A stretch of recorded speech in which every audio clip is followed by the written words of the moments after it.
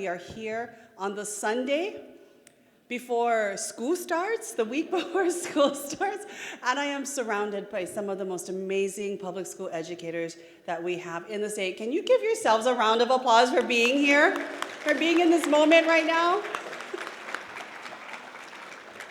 As Osa mentioned, I am a very proud public school graduate. I tell everyone I meet that's from Hawaii, that's not from Hawaii, exactly where I got my start. Who made sure that I had the foundations to succeed? Who picked me up every time I fell down and had a hard time? Who was there for me, even in the state senate, until this day, guiding me, helping me identify the things we have got to tackle and take on, the challenges that we're facing, the opportunities you could see? It's been a teacher. So I'm truly grateful to be here to really just, quite frankly, thank all of you for what you do every day. You know, a lot of times we get the accolades, we get all A's, we get titles, you know, sometimes seating, parking, whatever. We get a lot of the glory, if you ask me, but really we should be placing it on all of you. You're the ones that are making sure in the future we will have good leaders, that we'll have people that understand what's so important in this country. We will have, you know, individuals that care about this country and our communities. You are making sure that this country, our community, our neighborhoods have a solid, sound future. And so for that, we really should be thanking all of you. The glory really is to all of you for what you do every single day. And I will tell you this, especially as a public school mom. That's a title I'm even more proud to wear. There should be a t-shirt we sell. There's a lot of shirts I want these days. Some appropriate to share in this room, some not.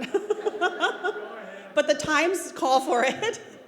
But proud public school mom should absolutely be one that we wear from the first day of school till the last to remind people that we are so blessed and fortunate to be able to send our kids to the very best schools in this country here in Hawaii.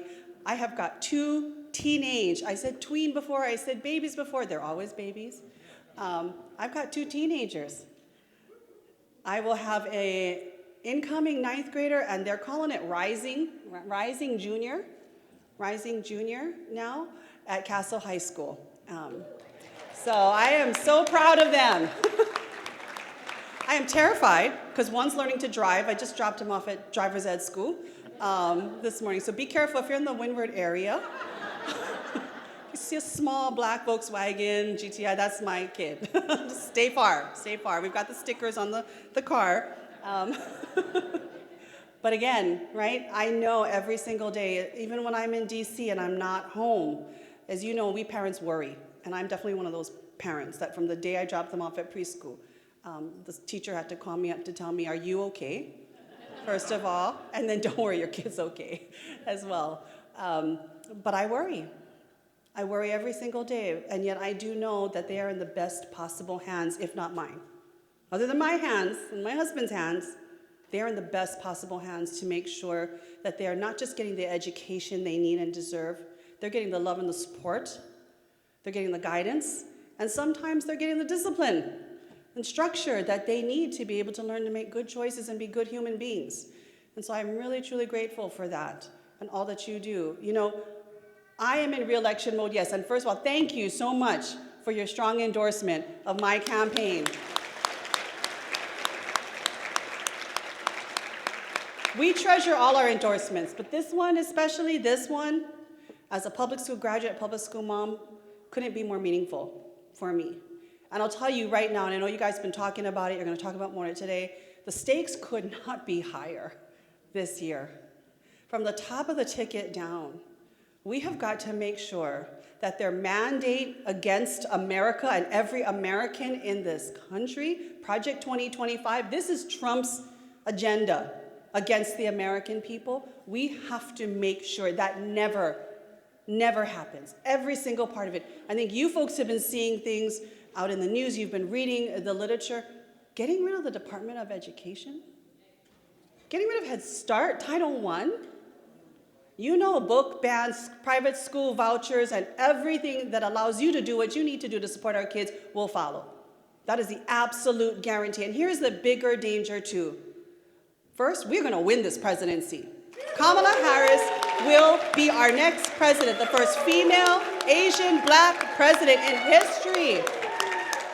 She's gonna win. It only took us almost 250 years, but we are gonna make history happen in November.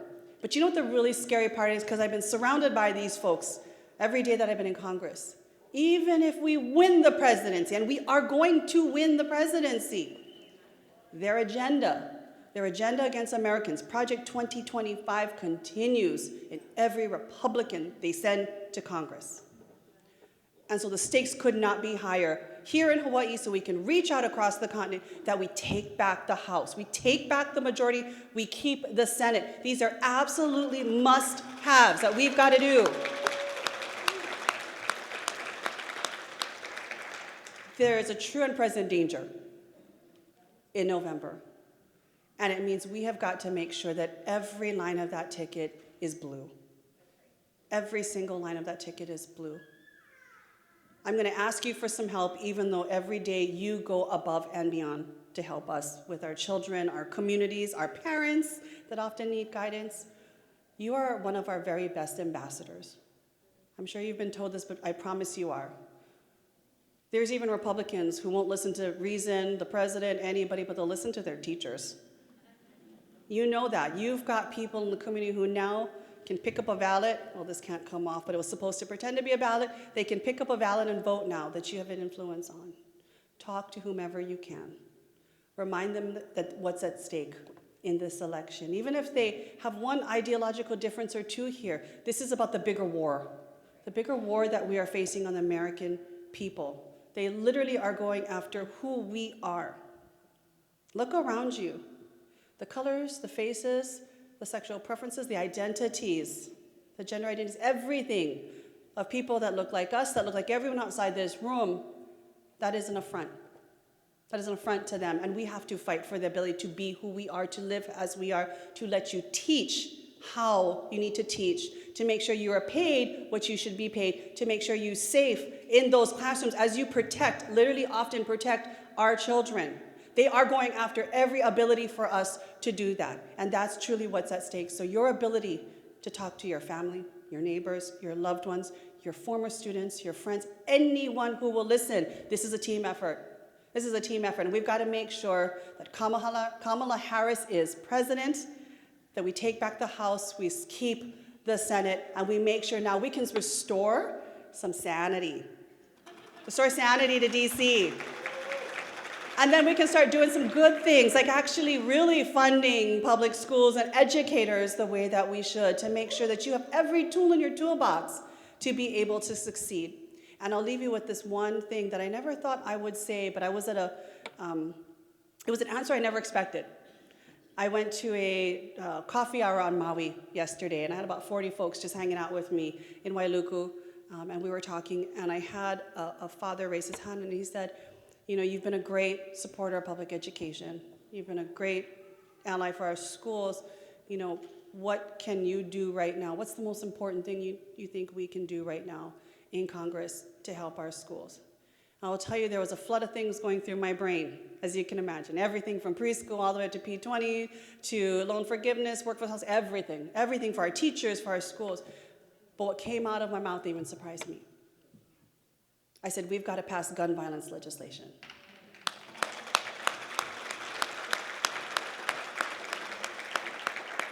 It is the one big failure of this Congress, that we had not had the political will or courage to do the right thing. And I mention this because I know that I will not rest on the laurels, and you don't either, that Hawaii has not seen the kind of acts of gun violence in our schools like the continent. But that doesn't make you sleep better at night. That doesn't make you feel safer in your classroom. That does not make me feel better as a mother when I get the alert that there has been a lockdown in school and my son is texting me, they say someone has a gun outside. We've got to do the right thing in Congress to keep you safe, because just like police officers, we're asking you to put your life, your body, your future, your everything on the line for our kids, and that is not fair.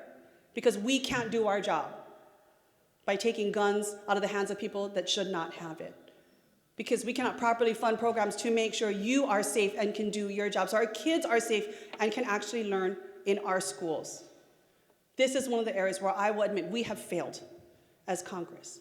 And while there is a long laundry list of to-dos that we've got to do to support teachers and schools and our kids at the end of the day, the first things first, we need to keep you safe. So thank you. Thank you so much for what you do. Thank you for the sacrifices, the contributions, the bright futures you will create this school year. And as a public school graduate and a mom, mahalo.